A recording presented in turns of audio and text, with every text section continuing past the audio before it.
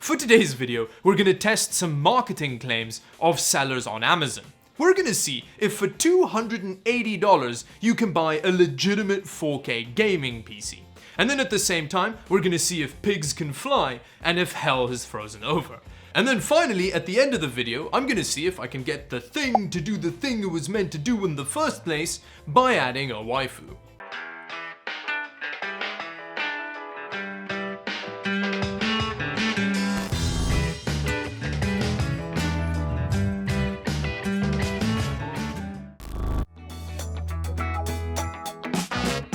And here is the little 4K gaming piece of crap that actually took surprisingly quick to ship, considering the fact that I live in Canada and bought this off Amazon US. I guess it's a good sign that it's a Microsoft authorized refurbish, although I wonder if Microsoft realized that this was a 4K gaming system when they actually did the refurbish. But we'll benchmark it naturally at 4K later on in the video to test those illustrious claims.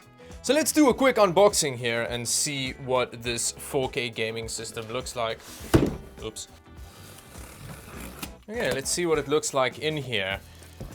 We do actually get some peripherals. That's always exciting. I love getting e-waste with my 4K gaming system. Here's a mouse as well. And then we have a user manual also with a bunch of Microsoft branding on it. It seems like the base system is by HP, and as we all know, HP is famous for their 4K gaming capable line of office PCs. So let's just take this out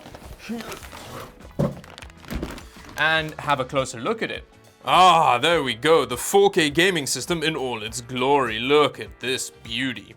Now, for those of you that are still struggling to see through my quite frankly awful sarcasm, this clearly isn't a 4K gaming system. The seller was lying. This is the kind of office PC that you'd see in like an office, a school computer lab, or like a library or whatever.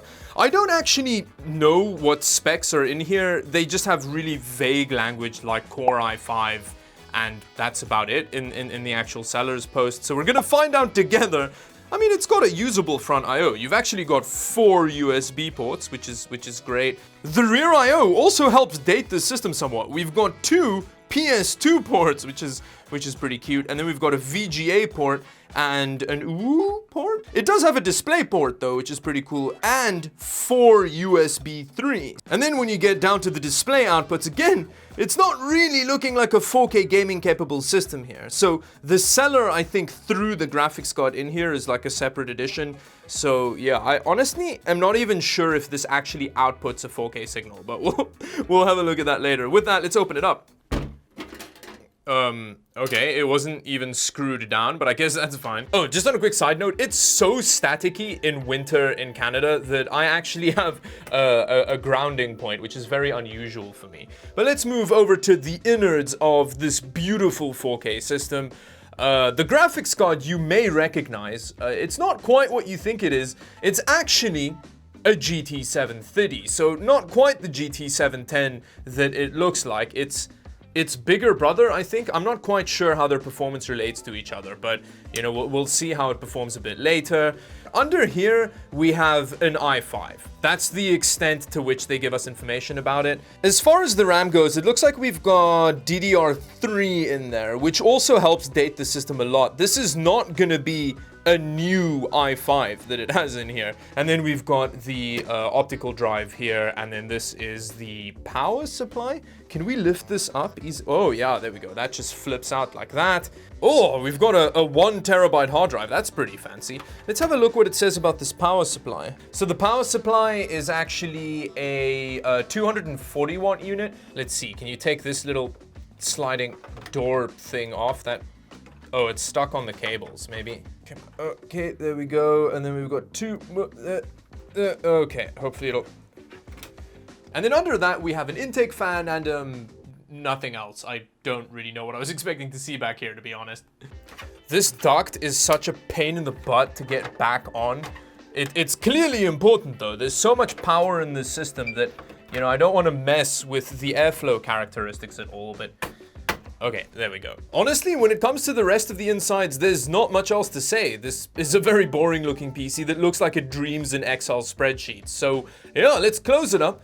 hook it up to a 4K monitor and see what kind of gaming performance we get. Oh, and we also want to figure out what CPU it has in it.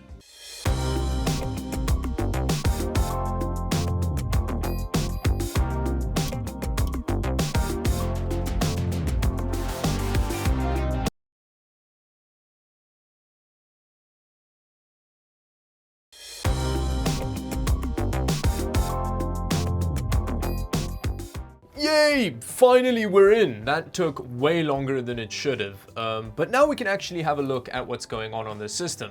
As far as bloatware goes, there's nothing on here it seems. This is just like a fresh vanilla install of Windows. Now is a good time to check what CPU this system actually has in it. An i5-3470. Okay, it could have been worse. And then we have 8 gigs of RAM. Running at 1600 megahertz, so it's DDR3, and then we have the GT 730 OG. I don't think it's an OG anything, but that is what's hopefully going to get us some good 4K gaming performance. Okay, so the max we can output at the moment is 1080p. That may be because we don't have graphics card drivers though, so let's see if we can even get a 4K signal out of this GPU. After what feels like a lifetime of struggling, I still haven't gotten a 4K signal out of this 4K gaming system. In fact, I couldn't even install graphics card drivers on it. I struggled for ages and eventually just gave up and reinstalled Windows on it. So now I've got graphics card drivers on here, but still no 4K signal out of it. But there may be a very simple fix to that problem. 3840 by 2160, and then it's gonna be 30 hertz. Yay! Okay, yes. So that works. We can make a custom resolution. Okay, so we have a 4K signal coming out of the 4K gaming system. Now that we have the world's worst 4K signal coming out of the system, let's see what the gaming experience is like. There are a lot of visual artifacts going on, and we're off to a flying start. This is a perfectly playable gaming experience, right? I think the thing that gets me the most about it is the tearing. Yeah, we're sitting at 8 frames per second, but just look at the tearing. After CSGO, I decided to try something a little bit easier to run, Half-Life 2. And as you can see here, we're sitting between like 40 and 60 frames per second, which is actually not that bad. But don't be too impressed by that, because it is Half-Life 2, a game that can comfortably run on a pacemaker.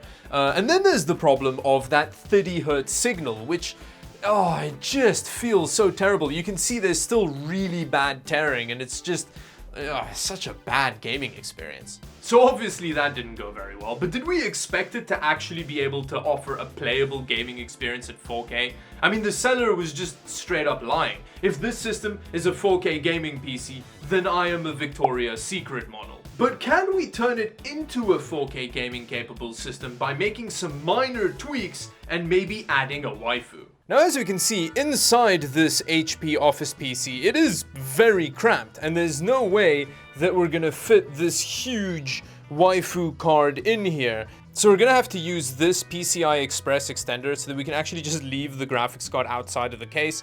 And I'm gonna have to use like an external power supply for the graphics card, because we only have a 240 watt power supply in here, and it uses kind of proprietary connection sizes, so we can't just use a normal power supply. So I'm gonna have to be a bit ghetto about that as well. I don't know about you, but that seems perfectly safe to me. We've just got a graphics card lying kind of on top of the system there. And then we've got this power supply, which is going to be providing the PCI Express power for the waifu card. I'm just going to trip the power on this bad boy, and then hopefully it's not going to set the world on fire. But this may be a functioning 4K gaming system. Now, I've actually not done any prior research to see whether or not this is actually a safe way to run a GPU, but my instinct tells me it's going to be fine. And my instinct is usually very accurate with this kind of thing. It's 4 and 5, right? Oh, it's not on. Okay, so it's clearly sending power to the GPU, so that's a good sign. I love that like nail cutting scissors are the best way that I have to do this. But okay, so we've got lights on here, and now let's do that. That sounds normal. It makes that tractor starting noise every time you press the power button. That's not unusual. Oh, look at that! We've got a signal out of it. Now, whether or not this GPU actually has enough power available to it to actually game is a different story, but look at that!